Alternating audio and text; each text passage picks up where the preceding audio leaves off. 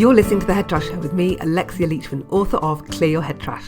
Head Trash is the home to the head trash clearance method, which you can use to get rid of the fears, stresses and anxieties in your life. Every week I'll be sharing insights, stories and interviews to inspire you to clear your head trash so that you can find calmness, confidence and clarity in your life and work. To find out more about clearing head trash and creating a headspace, head over to clearyourheadtrash.com. And now for today's show. Hello and welcome back to the Head Trash Show. How are you doing? This is me, Alexa, your host for today. Thank you so much for joining me. Now, on today's episode, I'm going to be talking all about anxiety. Now, I'm kicking off this renewed season of the Head Trash Show with anxiety because it is so pervasive, it is so common, and especially with the way that things have been changing recently in the world, more people are experiencing anxiety. And I would like to talk a little bit more about the different types of anxiety that people are experiencing at the moment. But I don't want to do that. I don't want to kind of dive into anxiety as a topic without really looking at it from a more general perspective. And so that's what I want to do in today's episode. So some of the things I'm going to be talking about today are, the difference between anxiety and fear. So what is the difference? What does anxiety look like? And I don't mean in terms of how you might be reading about it or how the psychologists describe it, but what does it look like in your head? From a head trash perspective, what is anxiety? And that could be quite interesting. Well, I think it is anyway.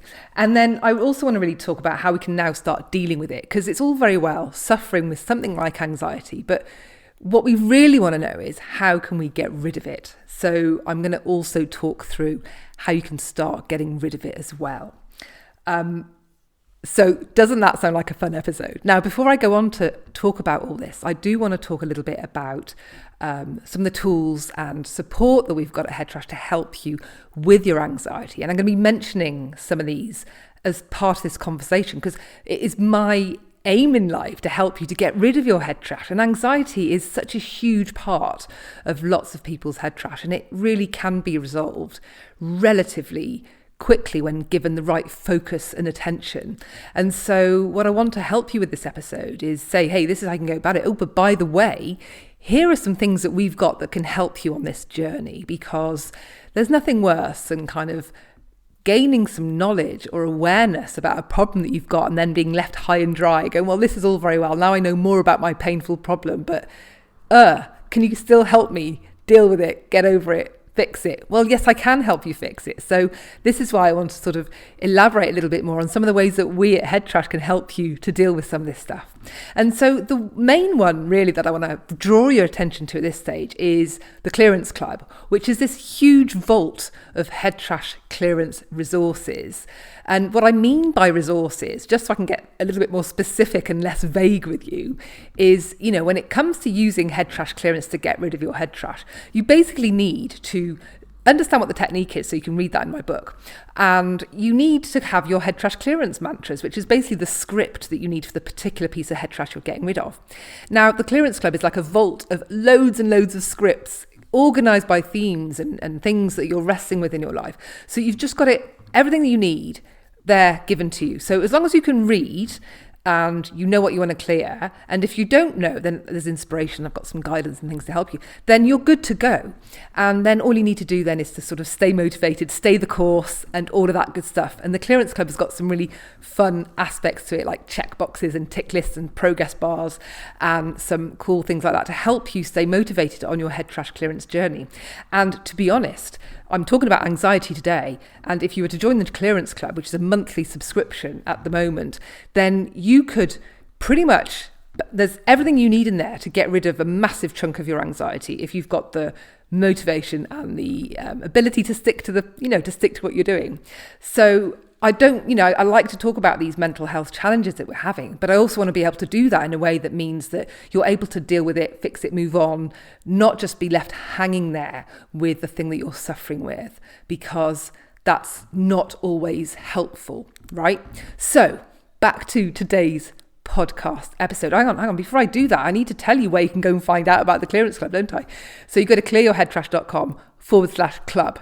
and all the information you need is there. It's a monthly subscription, which means that you just stay in the club as long as you need to while you're clearing your stuff. And then when you've done, which I don't know, I mean, are you ever done, right? But maybe you'll feel like you're done and this is all you need.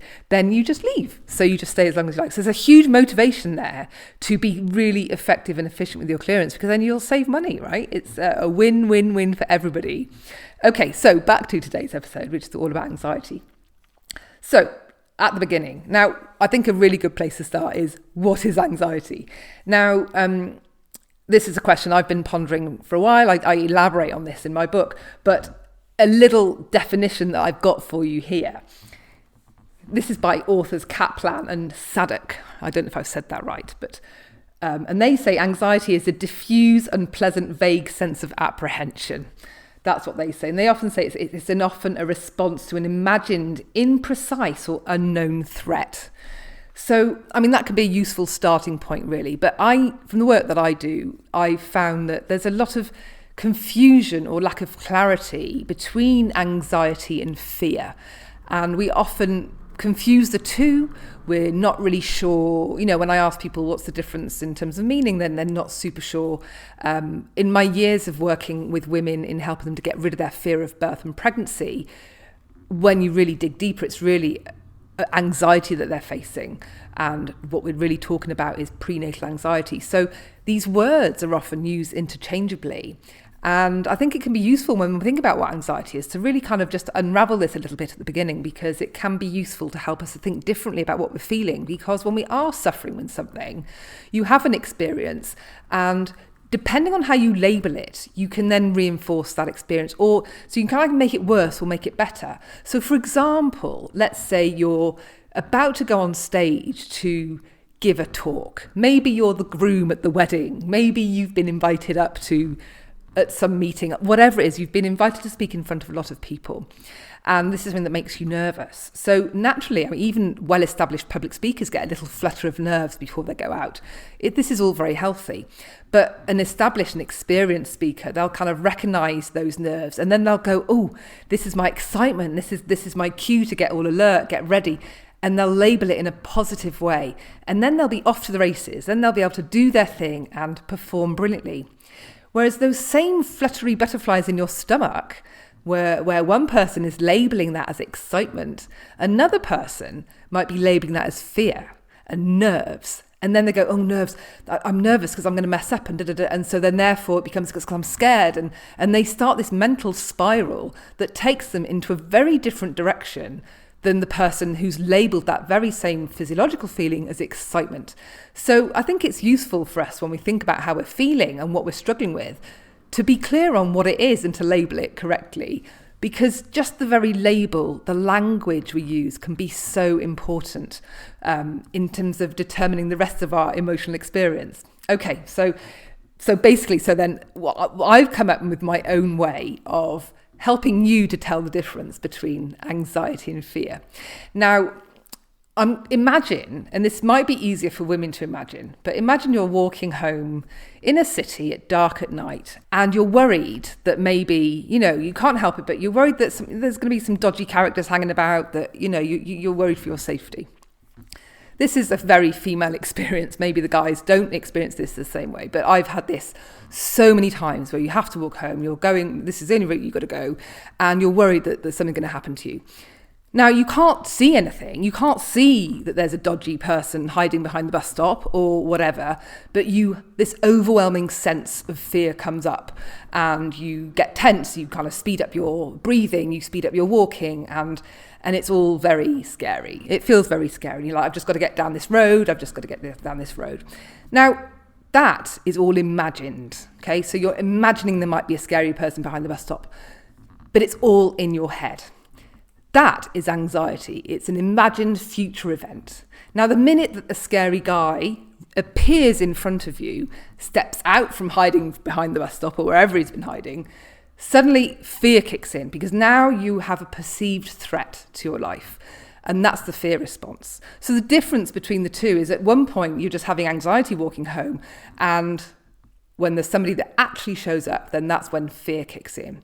So when we're speaking in life about having a fear of X, Y, and Z, whatever it is that we're worried about, what we're really talking about is anxiety, because a lot of these fears that we're talking about are actually of imagined future events that may never happen. We're just being a little bit vague about them, and we're just thinking that they might, if you've got a worrying tendency, then they might kind of show up for you. But unless it's a real threat right in front of you, it's not strictly the fear response. Now, of course, this all gets super muddy because of the way that we were wired back in the caveman days where, I'm not going to go through the saber-toothed tiger story because we've heard that one a million times before. But when you think about how we perceive threat in current society, at the moment, the things that are really going to send us in a state of panic is when we can't get a Wi-Fi signal. Now, that is not really life-threatening, but that can do all manner of nasty things to people when they can't connect, right? So we're in a world now where the way that we were wired emotionally isn't quite lined up with the world that we're facing. And so this fear-anxiety difference is a very blurry line, which can confuse things. However, I don't want it to confuse you, because actually it doesn't matter when it comes to head trash clearance. When we want to clear our head trash using head trash clearance, the method does not care whether it's a fear or an anxiety.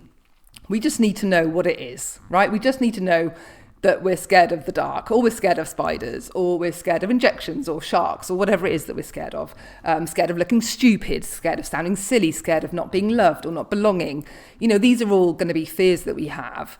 And it might be an anxiety or it might be a fear. And to be honest, nobody cares in the context of head trash clearance. We just need to know that it's spiders or being unloved or not belonging, whatever it is the fear is, that's all we care about, and that's what we're going to work with. Okay, so I hope that helps you to better understand the difference between anxiety and fear, and maybe it helps you to better understand what you might be wrestling with. Okay, so the next bit I want to talk about is what does anxiety look like? And I very much think about this in terms of head trash clearance and clearing what's going on in your head, because I'm always clearing people's head trash, right? So when I have people that I'm working with and they're coming to me with anxiety, and so I get to see the patterns. What's the negative self-talk look like? So I'm just going to share something, an example with you to help you to kind of see how I look at it, at least. I mean, you might be listening to me going, I know what it is, Lex. I have this. I have been living with this for a decade. Like, you don't need to tell me what it is. So I get that. I totally get that. But I'm sharing this with you to help you to maybe think about this in your own personal context so that we can start unraveling your anxiety, because at the end of the day, that's what I want to help you to do. Okay, so let's say that you hate losing control. You're a bit of a control freak. Now, hands up, who isn't a control freak on some level? I am, right? I know I've worked on control issues loads. And let's say you hate losing control because you can't stand chaos. You can't stand things not being ordered, right? And things need to be ordered for you. They need to be well planned. And so you prepare to the nth degree, because the preparing helps you to feel like you're in control. And the thing is, your need to be in control probably means that you also hold on to stuff a little bit more. You don't let go. When we say we're going to let go of something, what we're kind of saying is letting go of control of something. You might be letting control of your emotions, which would be terrible, because somebody who lets go of their emotions might cry in public. That would be terribly embarrassing, and I can't possibly do that. I would look weak. I would look vulnerable. Can't do that either. Must not let go of my emotions. Let go of control of my emotions. Maybe you can't let go of dramas. You're in an argument. You can't let go of thinking about it. You can't let it go in that kind of frozen sense, Then you can't let go of things. Maybe you hoard stuff. You can't chuck stuff out. So we've gone from control to suddenly, you hate chaos. You really want order. It's all down to your need for control, and yet you can't get rid of the stuff that's cluttering your house, that's creating the chaos, because of your need for control. And can you see the conflicts that are already building up as all of these things are bouncing off each other and ricocheting and like creating tension between each other, right? But let's just carry on with this thread, because this thread does not stop there. Just imagine this is a big knot and you're kind of pulling the thread out and you're like, oh my God, what more is there? It's like a magician's hat. How many more coloured handkerchiefs am I going to pull out of this one? Well, so you can't let go of all these things, these dramas, these emotions, these things, these possessions that you daren't throw out because they've got emotional meaning for you. And because maybe you don't want to let go fully of your emotions, for example, because you don't want to look silly, because you think, well, if I look silly, I won't be taken seriously, because you have a fear of looking silly and sounding silly and not being taken seriously. Because if you're not taken seriously, then people might not like you, and you might not get the job, you might not get the contract, you might not get the girl or the boy, you know. And if people don't like you, then you might feel like you don't belong, or you might feel rejected. And goodness me, we all hate the thought of being rejected. Well, we don't all, but a lot of people do, right? And then if you're rejected, because if that actually happens, then you think you're not good enough. And then we have all of that going on of our feelings of not being good enough, which again is huge for lots of people. And then if you're not good enough, then you'll mess up, because if you're not good enough for the task, well, you're probably going to mess it up and ruin it. And then you'll be a total failure, and you can't bear the thought of being a total failure and messing things up. And if you do mess it up and you're a total failure, then no one will want anything to do with you, because you're useless and incompetent, and you hate the idea of being incompetent, but maybe that's what you are. Maybe you aren't good enough. And then you'll be all alone, because nobody will want you to work with them, nobody will want you to take part in whatever. And if there's one thing you fear more than anything, it's living alone, being alone, feeling alone, and dying alone. My goodness, can you see how this tangle starts? And the minute you start unraveling it, it's connected. It's got loads of other stuff that's playing a part in this anxiety. Now, if you imagine, I mentioned you had the conflict between control and chaos and order, and looking silly and letting things go, and how that all creates this environment at home, for example. And so when we have these conflicts, you've got this tension going on that you're juggling the whole time in your mind. You're zipping between the got to be in control, but I got to let go, and I need order, and I need to plan, and I need to and you're trying to do all this stuff, and your mind is racing in all of these opposing directions, creating tension and conflict. And this is what anxiety is. It's this constant juggling and conflict and the rub and the friction that comes from these different parts of you that are trying to achieve different things for you because of the values that you have in place. If you have, if neatness and order is important, that's a value for you. Therefore, chaos is in direct conflict to that. And there in your mind, to avoid chaos, I must be in control, and I must plan, and I must do all of this. So these are all these conflicts that are just constantly fighting in your head. And it's this constant fighting that shows up as anxiety. And the reason it's anxiety and not stress is down to the sheer quantity of it, and the fact that these have been building up over a lifetime and they haven't been resolved. The conflict has been allowed to build up, and it hasn't been cleared, it hasn't been untangled, it hasn't been separated, it hasn't been healed. Okay? Now, I've just talked about a very general kind of anxiety pattern that may be at play for somebody. But then you can take the nature of that pattern and apply it to health, and you get health anxiety.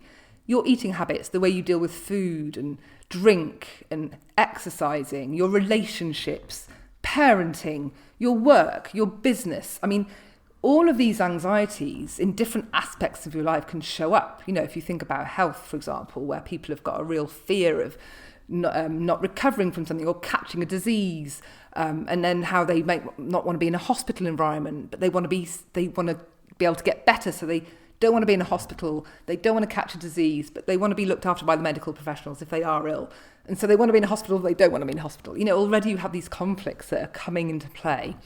And so if you want to start resolving the anxiety, it's really about taking a closer look at what all that internal chatter is, looking at it closely, and then pulling it apart. And that, I'm afraid, is what I love doing, right? I love just when I start working with people, I send them some preparation documents. And so they kind of it's almost like they vomit into this document. And I go, I ask loads of questions, they just kind of write all the stuff that comes out. And I love it because it's food. It's not food. I'm a foodie. I can't think of anything unless it's food.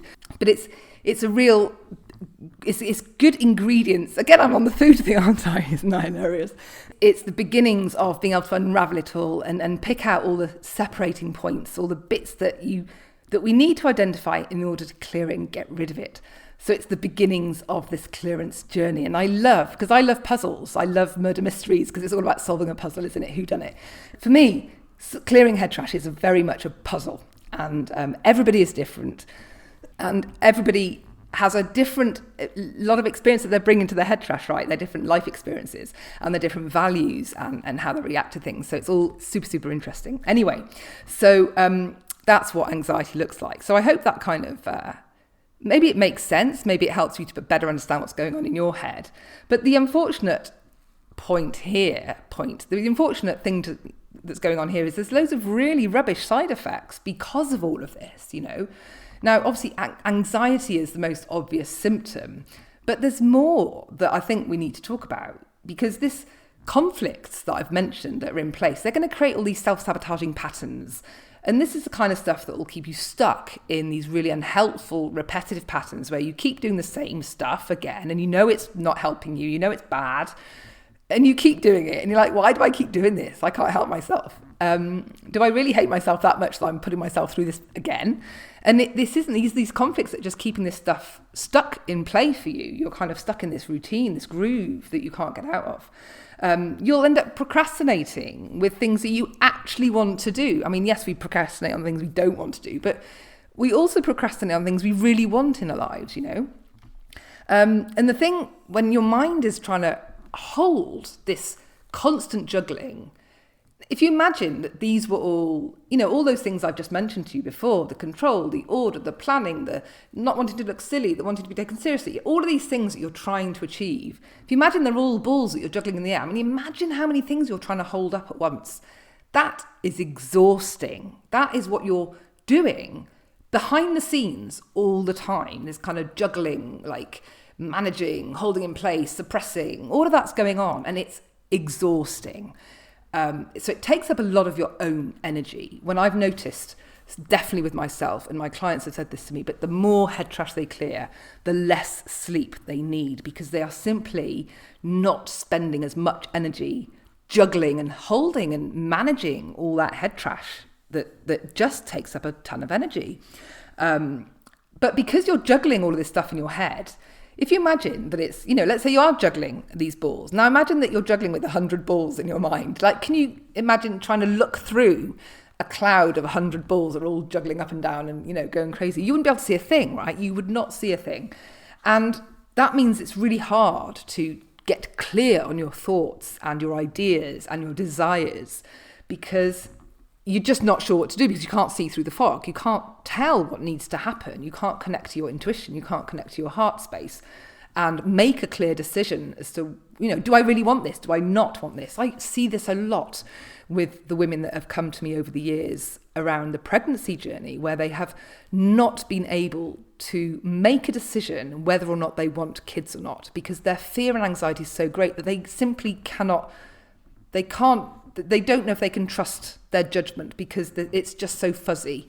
They can't reach to solid ground. And so it requires a calming down of all this in order for them to be able to get to a place where they're like, oh, actually, I do want kids. Oh, you know what? Actually, I don't want them. And now I can trust that decision.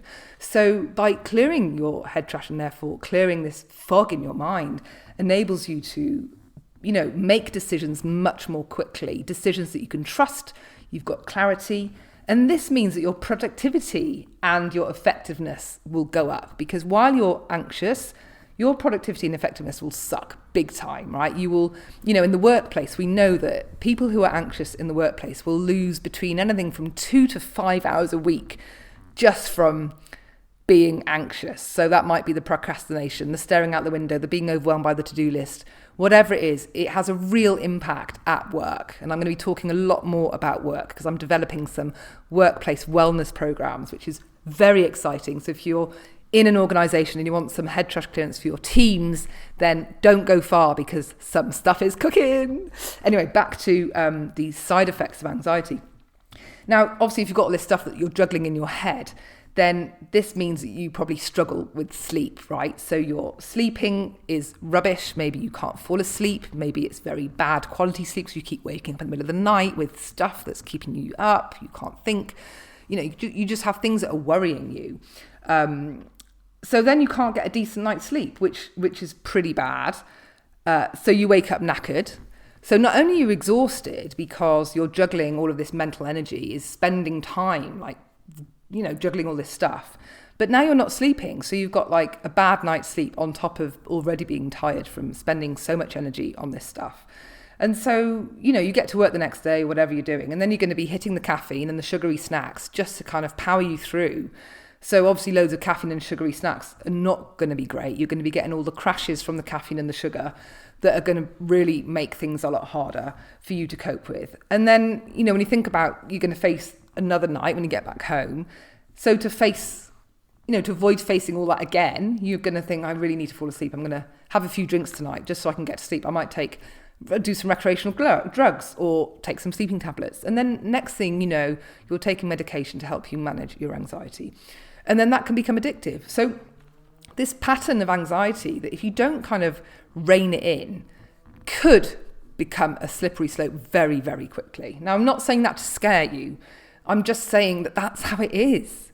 But it doesn't have to mean that this is bad. We can reverse ourselves out of this awful ditch that we might find ourselves in. So how do we do it? So let me take you back to when I was going on about what anxiety looks like in the world of head trash. And I was talking about, you're a bit of a control freak and therefore you like things to be ordered and you hate chaos and you can't let things go very easily. So already, just talking in those terms, obvious things that you need to put on your head trash clearance to-do list will be things like control, being in control, not being in control, or losing control, letting things go, order versus chaos. These would be individual items that you would work on using head trash clearance. And you would just treat the rest of your head trash, all those things I mentioned being silly, taken seriously, all those things would just become individual items that you would need to clear one by one. And it sounds like it could be slightly overwhelming a task. And yes, it might well be. I don't know. It depends on how much you've got going on. Typically, when I work with people on their anxiety, you might have anything from 40 to 60 items on your list. So that's, you think, oh my God, Lex, that's ridiculous. That's nuts. That's going to go on forever. Well, it doesn't have to go on forever. When clearing one thing can take anything from 10 minutes to an hour, depending on how intense it is for you, how familiar you are with the clearance technique. So it can take anything from, 10 minutes to an hour.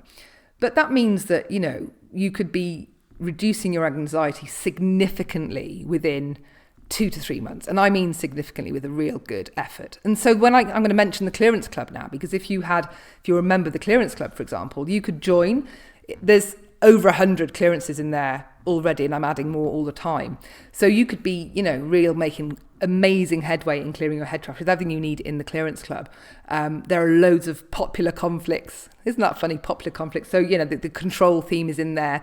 Decision making, people don't like messing up, making decisions, making the wrong decision. Am I going to make the right decision? What if I mess up? All of these fears that we have around different themes that I've identified as a result of all the people I've worked with over the last 8 years or so. They're all there. They're all there to help you to get rid of your anxieties and your fears. So really, that is how you start getting rid of your anxiety, because it is something that does require effort. It can be done. And I can help you. If you find that there's no way I can do this on my own, well, I can do this with you. We can work together on this. So don't hesitate to get in touch. You can go to the Clear Your Head Trash website. There's a button there called Hire a Head Trash Coach. You can find out more about hiring a head trash coach. There's me. There are other people that are trained in head trash coaching as well. If you want to learn how to use head trash clearance with your clients, maybe you're a coach or a therapist, we have training. So and we're going to be building our team of head trash coaches over the course of the next 12 months. So there'll be more of us available to help you with your head trash, especially as we're heading, as I mentioned earlier, into the workplace with our workplace wellness programs. So if you want to reduce your anxiety, then you can do this on your own. There are tools that we've created here at Head Trash to help you to do that. But if you did want that one-to-one support, then of course I am here to help you. I really want to help us all to improve our mental health and resilience. And for me, being able to reduce our anxiety, which can result in so many positive changes in other aspects of your lives, in your relationships, in your health, in your work, my goodness, it just has such a big ripple effect. So that is all about anxiety. I hope that today's episode has been helpful for you. If you have any questions, then do get in touch. You can find me. The best place to come and find me is inside the Facebook group, the Clear Your Head Trash Facebook group. I'm on LinkedIn if you're on LinkedIn too, or you can just send an email through the website at clearyourheadtrash.com. Okay, I hope that's useful. Bye for now. See you next time. Thanks for tuning in. You've just been listening to me, Alexia Leishman, here on The Head Trash Show. If you enjoyed the show or the book, Clear Your Head Trash, I'd really appreciate you leaving a review on iTunes or Amazon. Stay tuned for upcoming episodes for more insights, interviews and inspiration for clearing your head trash and reclaiming your headspace. Until next time, bye for now.